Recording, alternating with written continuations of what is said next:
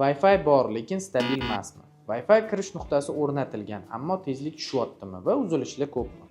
Ko'pincha muammo noto'g'ri tanlangan Wi-Fi kirish nuqtasida bo'ladi. Bugun Wi-Fi tarqatish uchun ikki mashhur brendlarni ko'rib chiqamiz. Ubiquiti va Cambium. Ikkalasi ham internet tarqatadi, vazifasi bir xil, lekin imkoniyatlari bir xil emas. Ubiquiti Wi-Fi kirish nuqtalari kichik va o'rta obyektlar uchun juda qulay. Kichik ofis, kafe yoki savdo nuqtalarida tez va oson sozlanadi. Interfeysi sodda, dizayni zamonaviy, lekin foydalanuvchilar soni ko'payganda yoki radio shovqin kuchli joylarda, ya'ni atrofda Wi-Fi'lar ko'p bo'lib, hamma qurilma bir vaqtda signal yuborsa, signal chalkashib ketadi va internet sekinlashadi.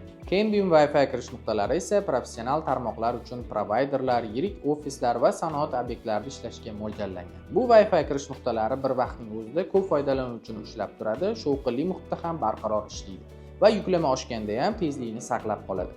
Monitoring imkoniyatlari ancha kuchli. Shuni ham aytib o'tish kerakki, LeaderTeam kompaniyasi ham o'z tarmoqlarida Ubiquiti Wi-Fi kirish nuqtalaridan Cambium yechimlariga o'tdi. Buning sababi barqarorlik, ko'p yuklama bilan ishlash va professional nazorat. Oddiy qilib aytganda, Ubiquiti Wi-Fi kirish nuqtasi qulaylik va soddalik uchun, Cambium Wi-Fi kirish nuqtasi barqarorlik va ko'p yuklama uchun. Agar uy yoki kichik ofis bo'lsa, Ubiquiti yetarli. Agar provayder tarmog'i mehmonxona, zavod yoki katta ofis bo'lsa, Cambium to'g'ri tanlov. Qaysi Wi-Fi kirish nuqtasi sizga mos kelishini bilmasangiz, biz bilan bog'laning. Mutaxassislarimiz maslahat beradi.